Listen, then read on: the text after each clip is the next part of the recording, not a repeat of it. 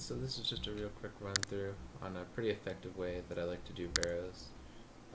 It's using a black salamander, or red works pretty nice, and then ancients, either blitz or barrage if you can use it. Um, for my gear setup right now, I'm welfaring it pretty hard. I can't even afford the rune, but usually want some decent defense gear. And then you probably want some good mage gear just to make sure that your freezes are landing. And I'm pretty sure it helps your salamanders hits a little bit. A lot of people say it doesn't. I haven't really looked it up, but I mean, if you're freezing them, you might as well have the mage bonus. As far as attack styles or different equipment goes, you're definitely going to want, besides just your mage and your salamander, a melee switch, just so you can. I really like to DDS out K-Rill. It works pretty well. Sometimes I don't even have to hit him with my skimmy at all. And if you have like maxed combat, you might want to melee rims also, but I prefer to just range him, so for that you probably want a bow and arrows, or crossbow and either myth or addy or diamond bolts work pretty well, or rune if you really just want to get it done fast. As far as stats go, HP isn't too important. As long as you're like 64 plus, it helps not get one hit by a Darok. You definitely want at least 60 attack for a red salamander or 70 for a black. Strength is kind of as high as you can get it, doesn't really matter. You don't need higher than one defense to do it, but a little defense always helps, just so you can save on food and supplies and not have like bad luck streaks where you have to bank before your trip's over. Decent like 60, 70 plus range to range a rim, and 82 plus mage just to be able to blitz at least, or 94 for barrage. And you probably want your protection prayers, I'm guessing. Yeah, pretty much everybody's gonna need protection prayers. Now for the path, like I said before, if you have a house portal or a Canifus portal and you can get back here quick and use a swamp bodhi, you've done like all the Mire Q quests or whatever they are. You're definitely gonna want to go this way, obviously, and you can do that using welfare food and everything. If you haven't, I prefer to just bring enough food in pots, like 2 or 3 pear pots, some sharks or monkfish, and just, spend the money and probably do 2 or 3 chests every trip. It's worth it just to not spend 10 minutes banking every time. Now, assuming that everybody knows how to actually get there, I'll kind of skip over it, but I mean, you saw most of the way that I get there. And yeah, if you're not going to take that path, you can always just, let's see, so probably running from Varrock up through here, and then down through the Mortana gate, and all the way across the dirt path, and across the bridge, and up and around, back to Barrows. Now, as far as which brother to start on, I know everybody does it different. I really prefer to start on K-Rill, and just go in there, and I usually don't pot first. Sometimes I'll go in and check and just see if he's actually my tunnel, or if he's not my tunnel, and then if he's not my tunnel, then I'll go out and pot, and then go back in and fight him, and then I usually head over to Darok second, just because I still have prayer, and then my prayer is usually either gone or low by the time I finish him, but you don't really need it anymore. And then I go Guthan, Torag, Varak, and then Arim. And I don't really change that depending on my tunnel. It's pretty straightforward.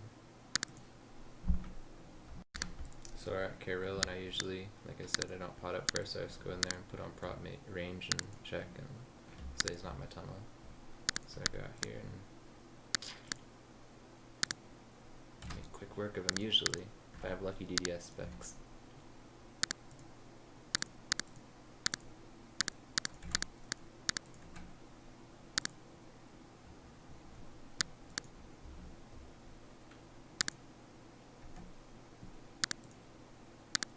So those are pretty shitty, but you know.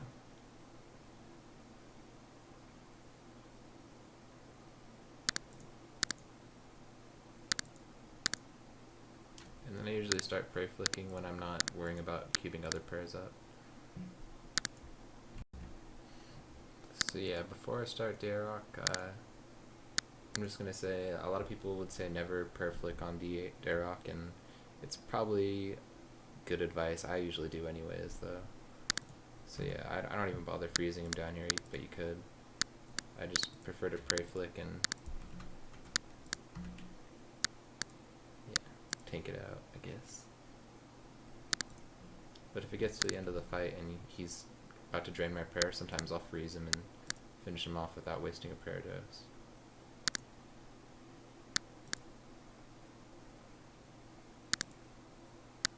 Like if I was low prayer right now, I would probably do like 3 casts and then step over like that.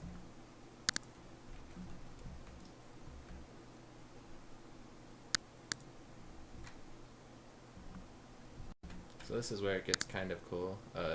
Ancients and Salamander combo actually starts to pay off, if you can call it that. Yeah.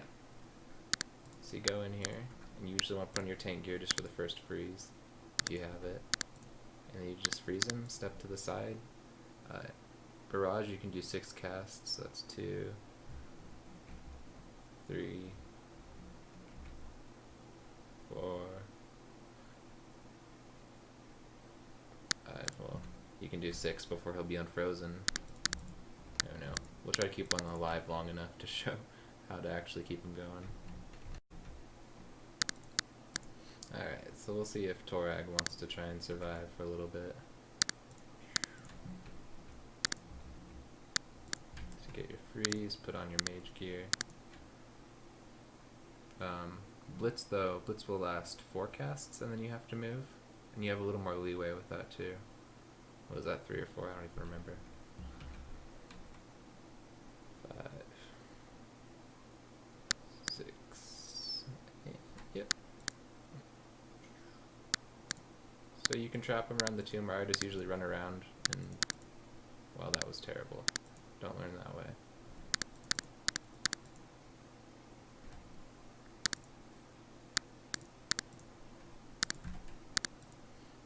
I'll try to clean it up for Varak if he's not in my tunnel. Actually, I kind of hope he is, because I can just show you can do the same thing in the tunnel. You don't really need a tomb to run around with. It helps though. Alright. So yeah, for Irem, you just pop on your range gear, and if you're relatively low food, like I'm doing alright, I might try and just tank him out here. But you can use a prayer dose here if you want to. Just head on in and range him out. I mean, it can go either way for me. Sometimes I just combo him and take 0 damage, and other times I just get trashed and have to prayer anyways and waste a bunch of food, but looks like it's going alright this time.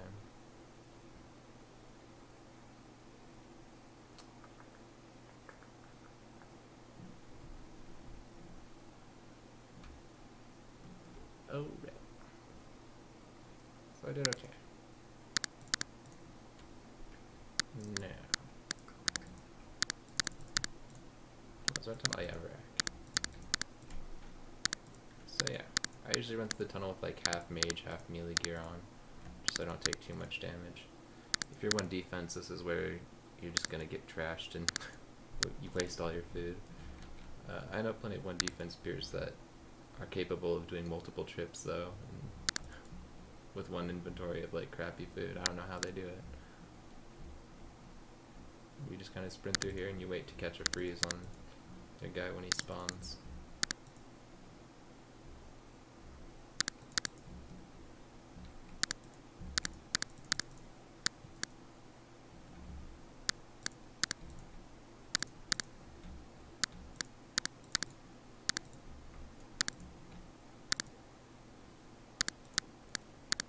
Stand diagonal. There's a pretty nice place to trap him in here too. I usually keep my melee gear on though, just because these guys will switch and start attacking me if you're in the throne room, or pretty much anywhere down here. What was that, 5 or 6? I don't know. I'm just gonna play it safe. But yeah, right here you can trap Varak though. I have time to eat up and everything. And then when you run around and freeze him, you don't even have to move at all. So that's a really nice. It's really nice to get him in the throne room, but I mean, you really don't need it. All that happens is you end up having to tank like 1 hit.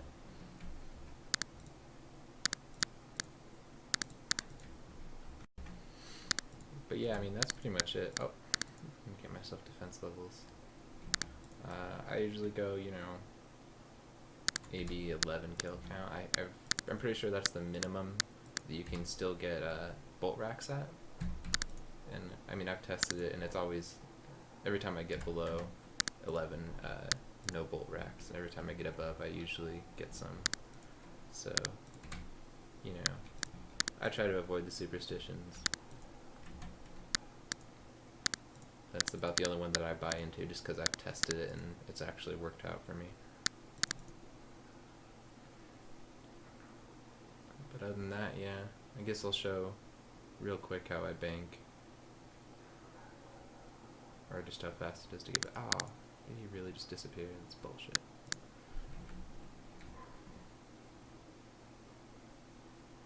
What's up, like 1 in 100 trips, the guy just disappears.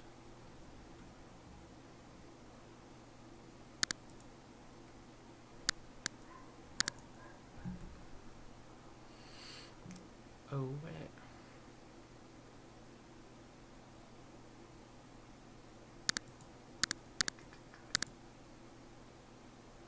Oh, T-hams, of course.